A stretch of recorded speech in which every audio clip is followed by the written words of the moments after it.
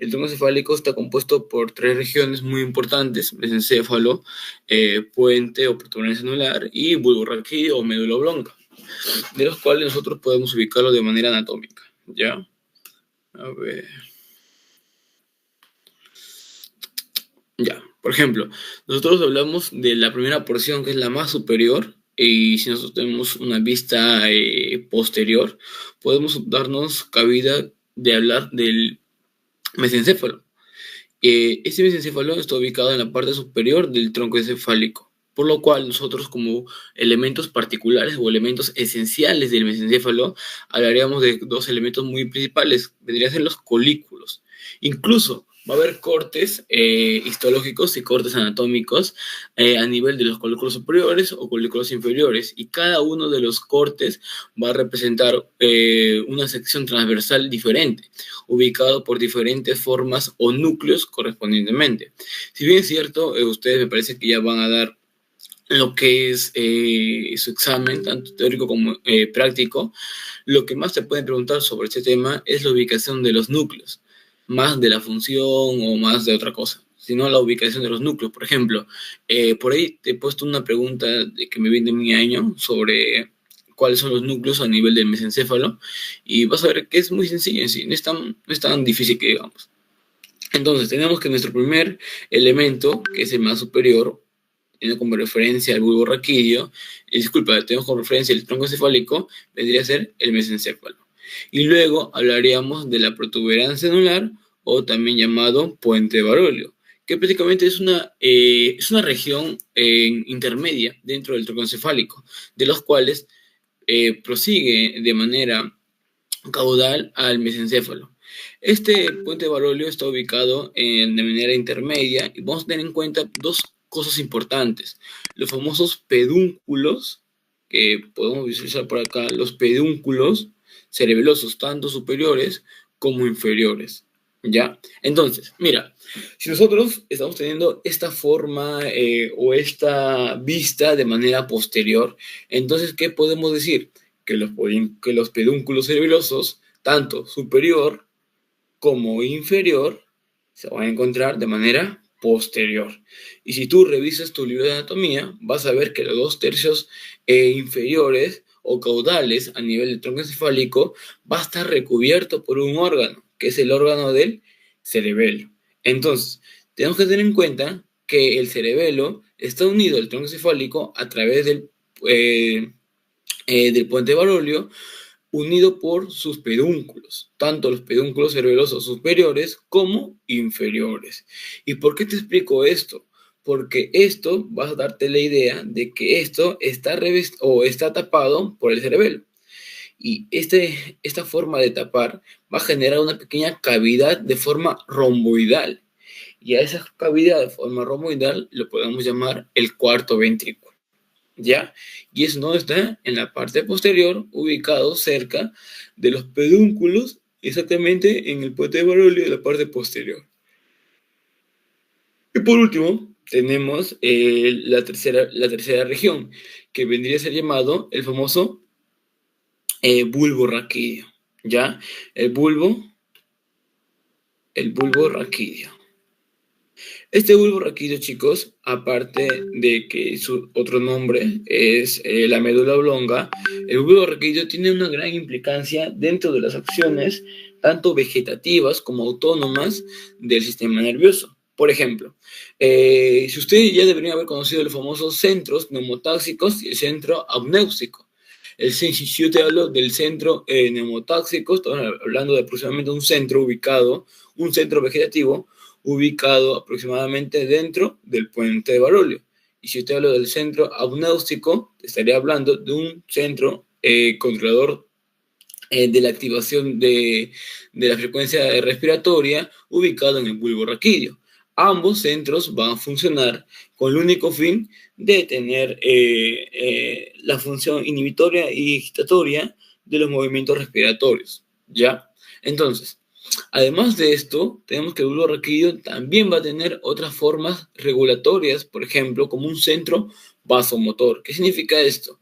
Dentro del bulbo raquídeo va a haber conexiones nerviosas, tanto de forma vagal y tanto de forma simpática hacia el corazón. ¿Qué significa esto? De los cuales puede controlar hacia el nódulo sinusal por sus fibras simpáticas para generar la activación, o con sus fibras parasimpáticas, que es la vagal, en el cual genera prácticamente una desaceleración o una disminución de la frecuencia cardíaca. Entonces, todas esas acciones vegetativas son ubicadas dentro de los núcleos correspondientes a cada segmento del tronco encefálico. Por eso que a nosotros es muy importante, tal vez no en anatomía o tal vez no en histología, sino a lo largo de la carrera, conocer las funciones vitales dentro de este órgano que es tan importante como el tronco encefálico. Ahora, algunas características peculiares que nosotros tenemos que tener en cuenta es, primero, si bien es cierto, yo te he mencionado de que dentro del tronco encefálico vamos a encontrar diferentes fibras nerviosas, de los cuales va a conectar tanto a nivel de la corteza como a nivel de la médula espinal. Por lo cual, el tronco encefálico va a ser como ese punto de reencuentro entre esas fibras que conectan ambas estructuras nerviosas. Entonces, por ejemplo, a nivel de los cordones posteriores, recuerda que esta es una vista posterior, vamos a ver dos fibras nerviosas muy importantes. Diferencias, primero hay que diferenciarlas de manera anatómica, ¿te parece? Si nosotros ubicamos de manera anatómica, si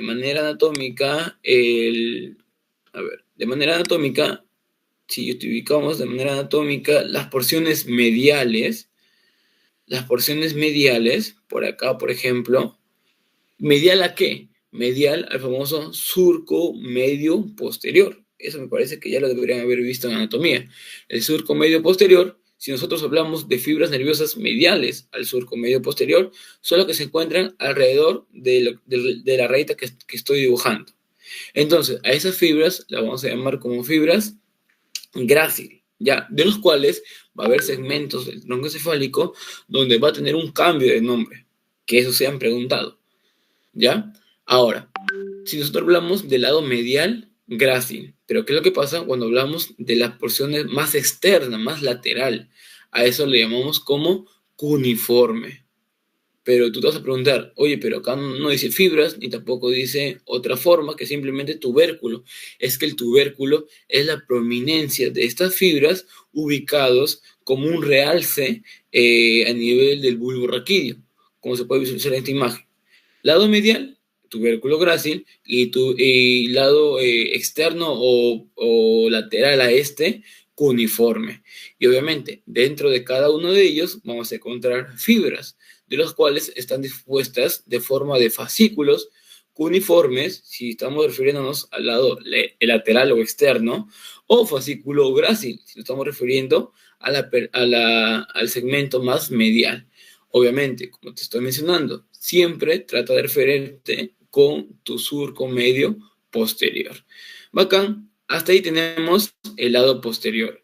Pero ahora, ¿qué es lo que pasaría cuando nosotros nos da una imagen en relación a la visión anterior del tronco encefálico? Para eso, la disposición, chicos, va a ser la misma. Mesencéfalo, puente y bulbo raquídeo. Algunas diferencias son, tal vez podemos mencionar en los lugares aparentes de inicio de algunos núcleos. Por ejemplo, que siempre, usualmente, por ejemplo, entre la unión del mesencéfalo con la unión del puente, vamos a encontrar algunos orígenes aparentes de algunos pares craneales.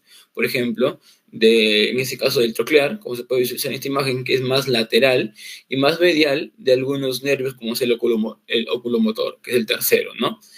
Pero asimismo, también tenemos la unión, que es la pontino bulbar, que es entre el puente de Barolio junto con el bulbo raquídeo, en el cual también vamos a dar origen a algunos orígenes aparentes, tanto manifestándose lateralmente en algunos nervios como los orígenes aparentes del núcleo del nervio facial o medialmente correspondiente al nervio abducens. Ahora, ¿y por qué es necesario recordar lo que es posterior y anterior? porque tanto en anterior, ya, posterior, ya te mencioné lo que más o menos te pueden preguntar, pero anterior en bulbo raquídeo, chicos, al menos en bulbo raquídeo, te van a preguntar de algo muy interesante, que es la famosa decusación de las pirámides.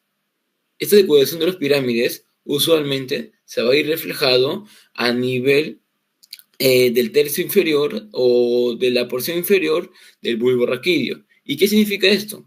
Si bien es cierto, chicos, tenemos nosotros dos estructuras muy prominentes ubicadas en la parte anterior del bulbo raquídeo, llamadas pirámides, de las cuales cada pirámide corresponde por fascículos piramidales. Ahora, si bien es cierto, ustedes habrán leído, y tú me dirás, pues no, oye, pero yo he leído y no se llama fascículos piramidales, se llaman fascículos corticoespinales. Está bien, estos fascículos van a conectar en corteza con médula espinal, por los cuales se van a ir resaltándose a través de este tipo de bulbo raquídeo. Pero va a haber un segmento, que son los segmentos posteriores, disculpe, inferiores, en el cual va a haber una decusación. ¿Qué significa esto? Un intercambio de fibras. Según la literatura que yo he leído, esta decusación es aproximadamente entre 75 a 90%, pero no llega a ser un intercambio del 100%, por si acaso. ¿Qué significa? Que las fibras que encontramos a las derechas van a cambiar entre un 75 a 90%, pero no todas las fibras llegan. Las que quedan van a seguir siendo la derecha. Solamente una gran cantidad, obviamente, pasa, se decusa. Y lo mismo sucede con el lado izquierdo. Una gran cantidad pasan, se decusan hacia el lado contralateral, pero en el lado ipsilateral también hay, obviamente, en menor cantidad, pero las hay. ¿Qué más podemos decir en el lado anterior del bulbo raquídeo? Es que si bien es cierto, ya hemos visto lo que son las pirámides, fascículos piramidales, todo ello, vamos a ver unas estructuras anatómicas laterales a estas, llamadas las famosas olivas, que van a estar muy cercas, o sea, van a estar externo o lateralmente a las pirámides, ubicados cerca de la unión pontino-vulvar, como se puede visualizar en esta imagen. Y si tú eres más observador, vas a ver que entre pirámide y oliva va a haber un origen aparente de algunos núcleos o nervios de los pares craneales. Por ejemplo, si nosotros hablamos del origen aparente del nervio hipoglóso, estaríamos hablando de la intersección entre las pirámides y las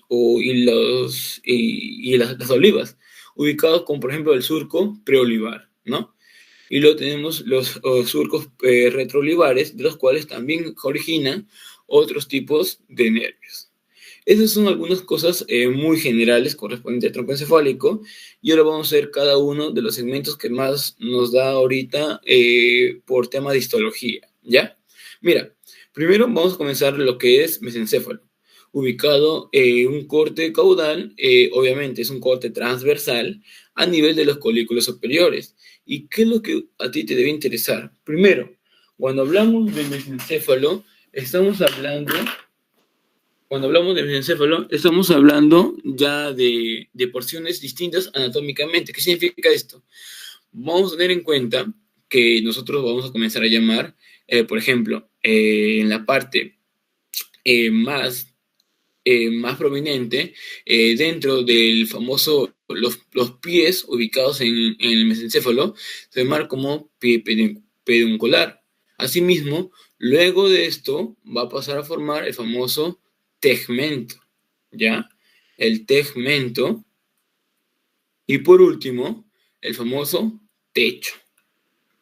Ya, entonces, nosotros que vamos a ir visualizando correspondiente a esto. Obviamente, si te dicen que es un corte transversal a nivel del colículo superior, es porque está presente el colículo superior. Asimismo, lo que te van a preguntar usualmente es la disposición de los núcleos y la disposición de algunas formas anatómicas correspondientes a un corte histológico. ¿Qué significa esto? Por ejemplo, mira, a nivel del techo vamos a ver los colículos superiores. Asimismo, vamos a ir bajando, vamos a ver los famosos lemniscos, tanto los meniscos espinales, los lemniscos mediales y los lemniscos trigeminales, ubicados estos dentro del tegmento, entre el techo y los pies pendiculares.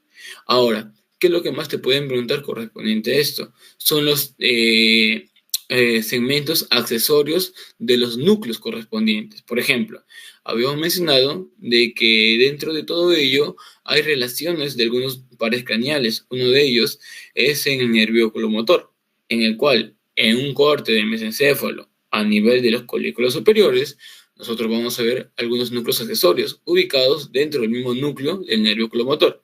¿Ya? ¿Qué más podemos visualizar en este tipo de imagen? Por ejemplo, mira, por ejemplo, algunos tipos de fascículos, como son los fascículos longitudinal medial, inclusive algunos núcleos de los nervios, por ejemplo, el núcleo del nervio oculomotor, también podemos ver el núcleo rojo. Y mira, y es muy importante nosotros reconocer qué elementos hay, porque te vienen preguntas similares, pues, mira, si yo te digo, mira, a ver, primero vamos a ir viendo acá, ¿ya?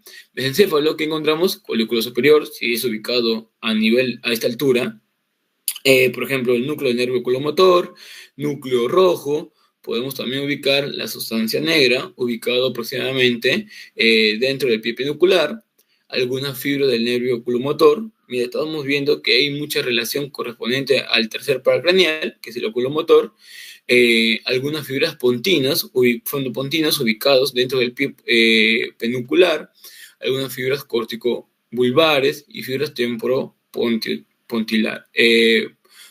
pontinas. Asimismo, recuerda que dentro del tegmento vamos a ubicar algunos tipos de leminisco, tanto leminisco espinal, medial y trigeminal. Entonces, más o menos nosotros tenemos que tener en cuenta qué elementos vamos a encontrar en un mesencéfalo. Oye, pero te preguntarás, pero todavía falta encontrar los colículos inferiores.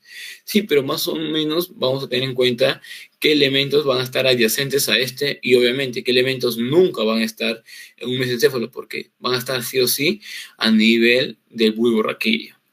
Y oye, entonces, ¿cómo tú te vas a relacionar correspondiente a algunos tipos de elemento, función? Porque eso también te pueden preguntar, ¿no? Por ejemplo, la imagen señalada en este corte histológico, por ejemplo, ¿qué función tiene aproximadamente? Entonces, si hablamos de mesencéfalo, pueda que por ahí te señalen los colículos superiores, lo que hemos visto hace ratito. ¿Y qué posiblemente función tengan estos? Es una función de tipo visual. Ya, función de tipo visual, ¿ya? En el cual, ¿qué característica puede tener en cuenta todo ello? Es que van a recibir algunas afecciones del tracto óptico y justo, si bien es cierto, no está muy relacionado al nervio óptico porque no encontramos el núcleo ahí, sino lo vamos a encontrar en la retina obviamente, pero vamos a encontrar algunos núcleos adyacentes a esta función, como es el núcleo del oculomotor, ubicado en el mesencéfalo a la altura de un corte de los colículos superiores. ¿Ya? ¿Qué más? Obviamente, luego de todo ello, vamos a ver también los colículos inferiores, que es la siguiente diapositiva. Pero vamos a ir viendo qué característica puede tener la función de los colículos inferiores, si es que supongamos que te preguntan en tu examen. Pues recuerda que tiene una función auditiva. Entonces, tanto superior, que es óptica o una función visual, obviamente no va a reemplazar la función del nervio óptico, pero sí va a tener algo adyacente o algo que ver correspondiente a este. En cambio, los colículos inferiores, esto sí, va a tener una función auditiva correspondiente ya que va a recibir fibras aferentes de llegada correspondiente a los núcleos cocleares, ¿ya? Ahora, si bien es cierto, nosotros hemos visto una pequeña prominencia correspondiente acá, que es un conducto. Este conducto va a pasar el icosafalorraquídeo, llamado como el famoso acueducto mesencefálico. Usualmente va a ser como un medio de conexión, ¿ya? Y obviamente, si me dices que es un medio de conexión, ¿a quién va a conectar? Al tercero y al cuarto ventrículo, ¿ya? Y tú sabes dónde está el cuarto ventrículo. Aproximadamente, como hemos visto acá, a nivel de la porción media del tronco encefálico. Mira, cuarto ventrículo. Y estaría por acá el conducto mesencefálico y por acá el tercero. ¿Ya? A ver. También podemos tener en cuenta de que va a haber una sustancia gris correspondiente alrededor del acueducto, en el cual se va a llamar como la sustancia gris periacueductal, de las cuales estas va a tener una función de recepción vegetativa. ¿Qué significa esto? Que va a recibir fibras aferentes correspondientes al núcleo vegetativos del hipotálamo, de los cuales, como va a tratar de la regulación del dolor, ¿ya? Asimismo, como hemos visto por acá, va a haber partes ubicadas dentro del pie pendicular que va a formar netamente parte de la sustancia negra. Y la sustancia negra, ¿qué función corresponde? Pues va a formar parte de los ganglios de la base. Y como acá tenemos un elemento característico como es el núcleo rojo, ubicado prácticamente a nivel medial, dentro de este corte transversal, vamos a ver que el núcleo rojo corresponde mucho a lo que mencionamos, acciones reflejas, ¿ya? Pero correspondiente a nivel cerebelosa, a nivel del cuerpo estriado.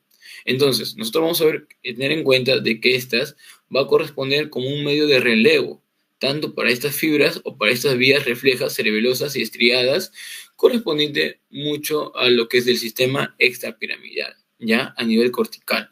Y como una de las funciones es el control del tono.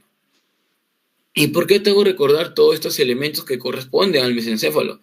No solamente, obviamente, al colículo superior, sino también puede ser al colículo inferior en el corte que en la siguiente diapositiva vamos a hablar un poco. Porque una de las...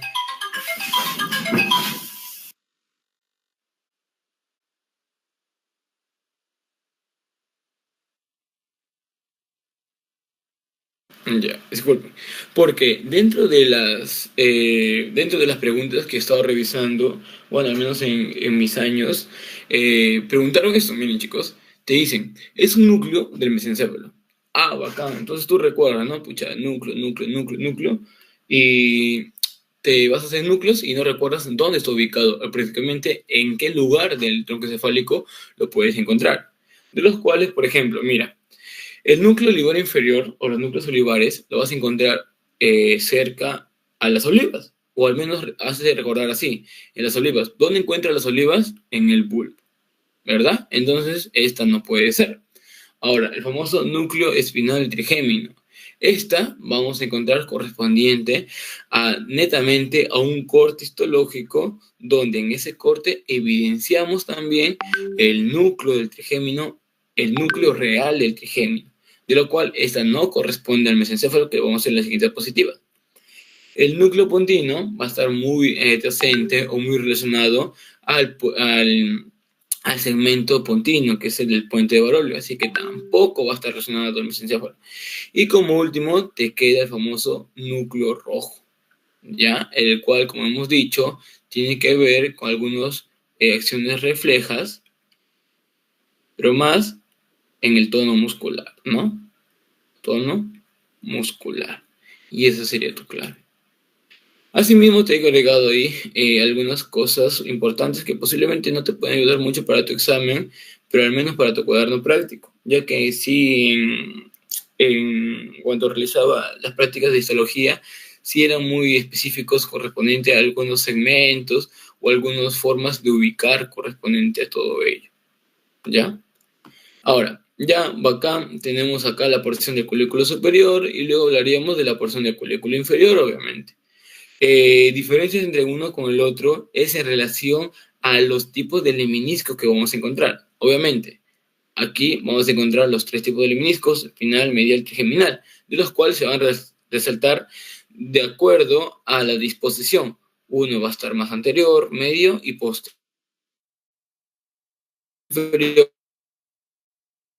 Similar, pero más suele ir cambiando. Por ejemplo, los lemniscos espinales corresponden a los lemniscos mediales y por último, algunos tipos de lemniscos que tal vez ni siquiera se pueden visualizar. Lo que acá sí podemos visualizar más es el tema del famoso colículo inferior, obviamente, porque es un corte ubicado a este nivel.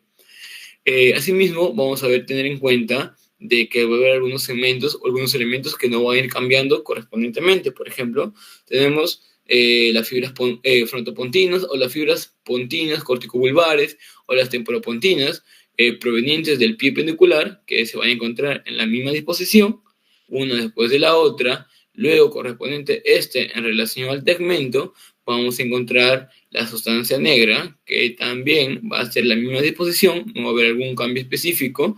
Luego vamos a encontrar a nivel tegmento algunos tipos de lemniscos, y también vamos a encontrar que en la parte más medial algunos tipos de pedúnculos cerebelosos. ¿Ya? Acá vamos a ir visualizando ya los pedúnculos cerebelosos, ya que recuerda que esta va a ser la porción, aparte de que es el colículo inferior, va a ser la porción más inferior y más cercana al puente, por lo cual vamos a ver las conexiones que tienen que ver con el cerebelo. Y esas conexiones, como hemos visto en las primeras diapositivas, son los pedúnculos cerebelosos. En este caso, como es la porción más inferior del mesencéfalo y la más cercana al puente, vamos a ver que ese elemento característico o más cercano es los pedúnculos cerebelosos superiores.